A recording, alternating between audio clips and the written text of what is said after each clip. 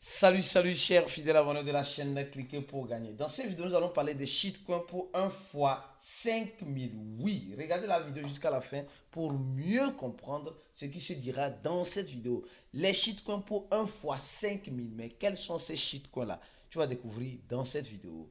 Nous allons aussi parler de la Corée du Nord. Nous allons aussi parler du, du Satoshi qui semblerait-il qui est en train de revenir, qui commence par donner des soupçons. Alors donc, si tu n'es pas encore un fidèle abonné, abonne-toi rapidement et n'oublie pas de t'abonner, n'oublie pas d'activer la clochette de notification pour ne rater aucune de nos prochaines vidéos. Même le dimanche, nous sommes toujours là pour t'informer parce qu'on sait que tu es scotché, tu es calé sur ces chaînes pour avoir les bonnes informations au bon moment. Alors, actuellement, nous sommes en train de voir le Bitcoin à 44 000. Le Bitcoin qui dépasse le cap qui passe le cap de 44 000 dollars et qui revient à 43 000 dollars. Les gars, la semaine prochaine serait peut-être une semaine décisive, sincèrement. Je suppose que ça serait une semaine décisive. Est-ce que toi qui me regardes, tu crois à cela? C'est-à-dire, on dit les ETF seront approuvés, etc. Hier, nous avons parlé dans notre de ce que le bon investisseur doit se préparer face aux ETF. Est-ce que tu as suivi cela? Si tu n'as pas suivi cela, c'est parce que tu n'es pas dans le groupe VIP. Si tu es dans le groupe VIP et que tu n'as pas suivi, c'est parce que tu as négligé. Alors, si tu as négligé, qu'est-ce qu'il peut faire? On ne force pas un mangeur d'haricots de boire de l'eau. C'est le mangeur d'haricots qui saura qu'il est temps de boire de l'eau parce que l'haricot là, c'est arrivé là où c'est arrivé là. Il doit boire de l'eau pour que le gari de la sec puisse descendre. Alors, on va parler de cette information rapidement concernant le Bitcoin. On nous dit simplement, quelqu'un a envoyé du Bitcoin sur l'adresse de Satoshi Nakamoto. Quelqu'un a envoyé, un utilisateur anonyme a envoyé 26 Bitcoins sur l'adresse de Satoshi Nakamoto. Cette personne, c'est qui concrètement? Oui, la question que se pose. Mais pourquoi faire cette transaction maintenant? On dit que cette transaction vient d'un wallet de Binance. Donc ça veut dire que le gars a retiré l'argent et a envoyé sur l'adresse de Satoshi.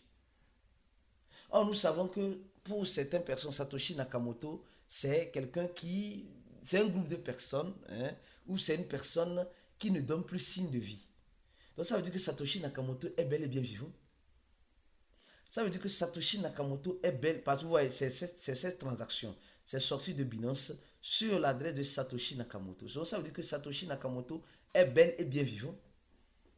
Ça veut dire que le gars nous suit depuis longtemps, ou les gars nous suivent depuis longtemps. Et regardez la quantité de bitcoin qui a été envoyée. Si Satoshi Nakamoto est mort, supposons, ce dernier qui a envoyé les 27 bitcoins, il a envoyé sur une adresse morte, parce qu'il n'a pas la clé privée pour mouvementer la sortie. Donc, c'est des choses qui commencent par réveiller des soupçons. Ça réveille des soupçons. Moi, ça me fait réfléchir. Je pense, mais je n'ai pas encore une. Voilà, c'est vrai, je n'ai pas encore une réponse appropriée, mais il y a plusieurs hypothèses. Peut-être cette personne est le Satoshi même en question. D'accord?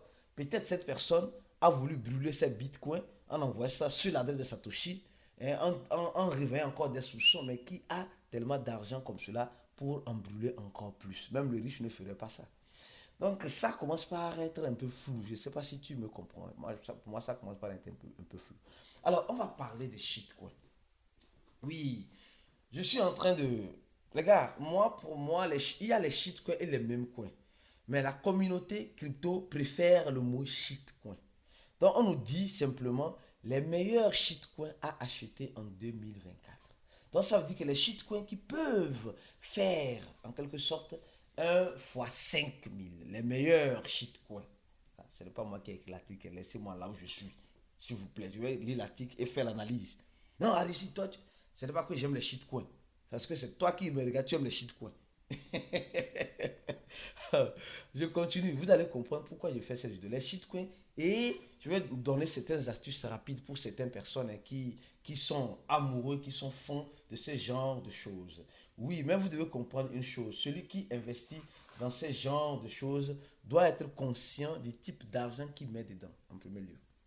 Il doit être conscient que de la même façon, il cherche un fois 1000, un fois 2000, un fois 5000. De la même façon, il pourra faire un divisé par 100, un divisé par 2000, un divisé par 5000. Donc ça veut dire que tu peux mettre $100 ou bien $10 dans un shitcoin, hein, tu vas te dire non, ces $10 vont donner $1000 demain. Mais au même moment, mets-toi dans la tête que ces $1000 peuvent donner aussi moins $2. C'est-à-dire que tu serais même endetté.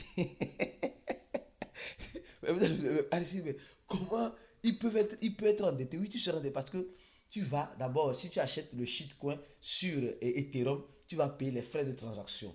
Donc, ces frais de transaction, tu vas le prendre ailleurs pour payer ce shitcoin-là. Et maintenant, s'il avait que le shitcoin fait un divisé par 100, le shitcoin n'existe plus, il faut comprendre que tu t'es endetté. C'est-à-dire que l'argent que tu as pris pour payer les frais là, tu t'es endetté. Je donne l'exemple du frais d'Ethereum parce que c'est l'Ethereum qui a des frais un peu plus élevés, consistants. Donc c'est un peu ça. On continue la vidéo. On dit simplement, il y a des milliers de projets dans l'espace de la crypto-monnaie. Certains d'eux agissent comme des réserves de valeur. D'autres agissent comme des jetons de gouvernance et d'utilité. Puis il y a des shitcoins. D'accord, il y a des shitcoins.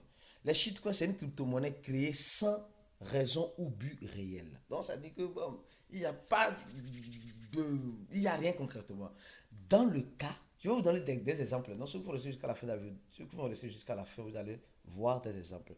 Dans la plupart des cas, ce sont des jetons de mèmes. D'accord. Dans la plupart des cas, donc ça veut dire que les mèmes sont différents des shit. Dans la plupart des cas, c'est les mêmes coins. Ou simplement des crypto-monnaies appartenant à des projets qui ont peu ou pas de valeur. Certaines pièces ont généralement une valeur très faible et se brisent souvent. Certains, cependant, parviennent à frapper un rallye de prix, de récompense, voilà, et de récompense leurs propriétaires avec des milliers ou des millions de bénéfices.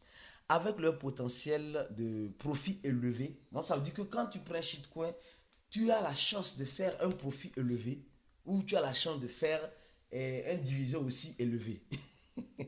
il est naturel que il est naturel que de nombreux investisseurs aient tendance à s'intéresser au shitcoin. Oui, c'est vrai, aujourd'hui, tout le monde s'intéresse au shitcoin. Oui, parce que oui, quelqu'un investit $10 dans un shitcoin, il est devenu millionnaire. Donc, c'est ce qui pousse plusieurs personnes à se lancer dans ce genre de choses. Alors, mais sachez, mais comment sachez-vous quel shitcoin voilà, peut prendre de la valeur, voilà, etc., etc., etc.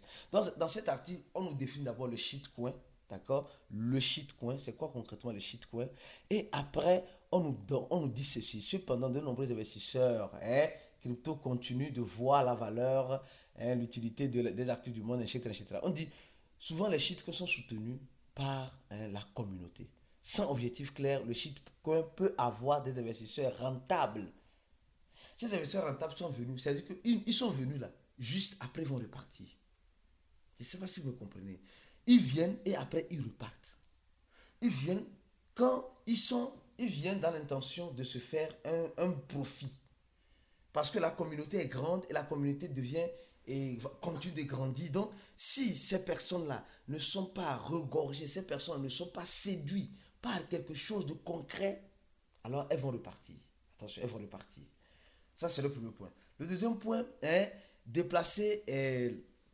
On dit le shitcoin peut être sans but appartenance, mais changer de cap éventuellement et adopter certains cas d'utilisation. Donc, ça veut dire que ça, je donne juste maintenant l'exemple de certains shitcoins ici. Donc, ça veut dire qu'ils sont venus sans cas d'utilisation. Mais après, ils ont changé. Ils ont changé de cas. Ils ont changé d'objectif. Je prends l'exemple de quoi? De Shiba. Je vais vous donner l'exemple de Shiba ici. D'abord, l'exemple de Shiba. Shiba aujourd'hui, Shiba avant était un shitcoin. Et après, ils ont décidé de changer de camp. Ils ont changé de camp et nous avons vu que Shiba a fait plus de 7000%. 7000%. D'accord? Plus de 700 000%. 700 000%, désolé. 700 000%. Alors, maintenant, je vais vous demander une chose. Comment les gens découvrent, les gens savent que là, ça là c'est un shitcoin. Ça là c'est un shitcoin. Je vais vous dire ça tout à l'heure. Tout à l'heure. Vous allez voir comment les gens voient rapidement. Alors, venons maintenant sur la Corée du Nord. On dit simplement que la Corée du Nord a volé en crypto-monnaie un peu plus d'un demi-million de dollars en 2023. Les gars, vous savez, nous sommes dans un monde où quand on n'aime pas une personne, on le donne tous les attributs nécessaires. Ouais, non. Je donne l'exemple. La Corée du Nord n'a jamais été aimée par certaines puissances, hein, certaines puissances. Hein.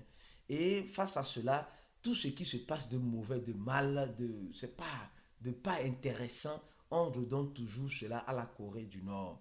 Et je veux que vous sachiez, on dit le groupe Lazarus, c'est le groupe, hein, qui est soutenu par le gouvernement de la Corée du Nord. Et je tiens à vous dire juste quelque chose. Chaque gouvernement a son groupe de hackers. Chaque gouvernement a son groupe de hackers. Mais c'est celui de la Corée du Nord seulement qui est sur les lèvres des gens.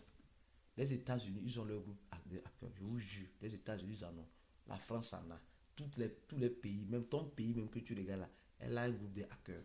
Oui, chaque pays, chaque gouvernement a un groupe de hackers, mais on ne connaît pas peut-être juste le nom. Souvent, ils appellent ça les services secrets, oui. Alors, avançons simplement. On est sur les shitcoins. Comment les gens découvrent, hein, on dit les meilleurs shitcoins de 2024. Ici, dans cet article, hein, je ne dis pas qu'ils vont faire dans cet article. Vous savez déjà, on nous parle du papa des shitcoins qui a été créé en 2013, qui est le Dogecoin. Après, on nous parle de Shiba, qui aujourd'hui est devenu un shitcoin consolidé. Hein. Aujourd'hui, elle n'est même plus un shitcoin. On nous parle de Floki, parce que Floki a eu la chance d'être créé en 2021, en juin 2021, et a eu la chance d'avoir le soutien de Elon Musk. Et aujourd'hui, elle sort du cas de shitcoin. Nous attendons le shitcoin, hein, Dog Elon, qui aussi commence pas à avoir des cas d'utilisation, mais qui a été abandonné, comme je le disais ici, par ces investisseurs qui rentraient dans le projet. D'accord. Alors donc, mais on espère que ce n'est pas encore fini. Après, nous voyons APCoin. Tous nous connaissons le projet APCoin. D'accord. Donc, un projet de gouvernance aussi. Donc, ce n'est pas un projet d'investissement. Mais comment les gens découvrent rapidement les shitcoins? Les gars, moi, je vais vous montrer juste quelque chose rapidement pour que vous puissiez mieux me comprendre. Mais avant de vous montrer cela, je vous demande, hein, pour ceux qui veulent, hein, avoir la suite des informations, parce que cette vidéo que je suis en train de faire, certains ne vont pas la comprendre. Mais dans le groupe VIP, je vais expliquer. Certains vont tomber dans le piège. Hein. Certains vont tomber rapidement dans le piège. Rapidement dans le piège. Rapidement. Parce que c'est pas parce que je parle de quelque chose que je motive les gens à aller acheter. Non. Parce qu'il y a un piège dans cette vidéo. Il y a un piège. Et le piège, je vais le discuter juste uniquement comment VIP. Donc, pour être VIP, pour mieux comprendre le pourquoi je fais cette vidéo, le pourquoi j'explique cela, je vous demanderai de remplir le premier lien en dessous de la vidéo. Oui, si tu veux avoir mon contact personnel, alors en dessous, tu vas voir le numéro plus 228 96 04 48 07 ou le plus 55 11 95 28 09 787. Contacte-moi sur ce numéro sur Telegram et je me ferai un grand plaisir de te répondre si tu es VIP, si tu as rempli ce formulaire et tu es dans notre groupe VIP. Alors, comment les gens arrivent à voir les crypto-monnaies? Les gars, vous savez, allez-y d'abord dans les sites de cotation. Premièrement, allez-y d'abord dans les sites de cotation. Premièrement, la première des choses, surtout sur CoinGecko. Surtout sur CoinGecko. Je vais actuellement, vous allez voir. Vous allez remarquer une chose, les crypto-monnaies qui se listent à chaque minute presque. Ici, on a tout à l'heure, vous allez voir souvent la plupart de ces crypto-monnaies-là, on quoi? On voit ici le nom de la crypto-monnaie, on voit ici le prix, on voit ici la blockchain sur laquelle cette crypto-monnaie a été lancée, d'accord? On voit ici le volume qu'elle a fait en 1 heure, le volume qu'elle a fait en 24 heures et le volume qu'elle a fait en combien le volume qu'elle a fait en 24 heures, c'est le nombre de pourcentage qu'elle a fait en 1 heure, en 24 heures, et le volume en 24 heures, et la liquidité en quelque sorte, bloquée en calculant sur le prix avec le total supply en quelque sorte ici, et depuis combien de temps elle a été listée. Donc, souvent, pour ceux qui veulent dénicher, ceux qui veulent dénicher, je peux dire en quelque sorte, les shitcoins, venez d'abord sur CoinMarketCap. Venez d'abord sur CoinMarket. CoinGecko. Donc, vous voyez tout à l'heure, je vais prendre juste cet exemple-là. Hein. On dit, voilà, il y en a tellement, il y en a tellement. Regardez, il y en a tellement. Voilà un autre qui est sorti récemment, hein, sur la blockchain du Bitcoin, hein, qu'on appelle AIG. Tout le monde crée tout. Et maintenant, on va voir leur site. Vous allez voir, ils ont leur site aussi. Voilà, ils parlent. Donc, et voilà, ils mettent, voilà, catégorie, c'est un BRC20. Donc, ça veut dire qu'une crypto-monnaie qui a été créée dans la blockchain de quoi? dans la blockchain de Bitcoin. Et maintenant, vous venez sur Market. Pour ceux qui sont intéressés, vous allez voir où elle est déjà listée. Elle est déjà listée sur Bitmarks et voilà, OKX, d'accord, ici. Donc, nous sommes en train de voir les parités, d'accord. Mais sur OKX ordinal, nous savons que OKX détient une grande majorité. Je vais prendre encore une autre. Je prends ça par le puits du hasard, les gars. Ne venez pas dire non, non, allez-y, non, je vais courir pour acheter ça. Attention, je dis, c'est pourquoi il dit, c'est là maintenant que le groupe vient et puis va intervenir. Vous allez mieux comprendre. Tout à l'heure, ce qui vient d'être listé tout à l'heure, on ne sait même pas dans quel bloc il a été listé. Sûrement, c'est un ordinal, un protocole ordinal. Ils ont leur site ici. Quand tu cliques, tu vois leur site. Hein, tu vois leur site ici. Hein, ils disent simplement, voilà, nous voyons simplement, c'est un BRC20. Bon, aujourd'hui, tout le monde peut se lever et créer sa crypto-monnaie. Et quand tu vois sur Market, tu vas voir là où elle est listée. Tu vois encore sur Ordinal et Unistat. D'accord. Donc, nous sommes en train de voir. Il y a beaucoup de choses comme cela. Mais au même moment, il y a certaines personnes, il y a certains qui vont venir sur CoinMarketCap. Souvent, ce qui est sur CoinMarketCap, hein, je dis bien, ce qui est sur CoinMarketCap, je ne veux pas dire que ça semble être plus intéressant, mais ça semble être un peu plus, je sais pas, plus volumineux. Parce que CoinMarketCap, pour maintenant te lister, hein, pour que quand on tape ton nom, tu puisses apparaître directement, hein, ils ont des principes un peu plus délicats. Donc souvent, nous regardons encore, mais ici, vous voyez encore, même chose, le nom de la monnaie, le prix, le volume pendant 24 heures, etc. Le volume, le pourcentage, le volume pendant 24 heures et la blockchain sur laquelle elle est lancée, d'accord, et aussi l'heure à laquelle elle a été additionnée sur les sites de cotation. Il doit y en avoir aussi d'autres sites de cotation, je crois bien, attends, Coin Paprika. Et je crois bien qu'il doit y avoir deux sites de cotation, Coin Paprika, donc, et là, vous allez voir les nouvelles crypto-monnaies qui sont listées et ceux qui sont intéressés. Si tu es intéressé par ces genres de choses, mais sois conscient, les gars. Ah oui, vous savez, il y a un piège. Oui, c'est ce que je dis. Il y a un piège dans ce genre de choses. Je vais vous expliquer ça clairement et rapidement dans le groupe VIP. Viens dans le groupe VIP, on va faire la suite. On te dit à la prochaine vidéo et ciao.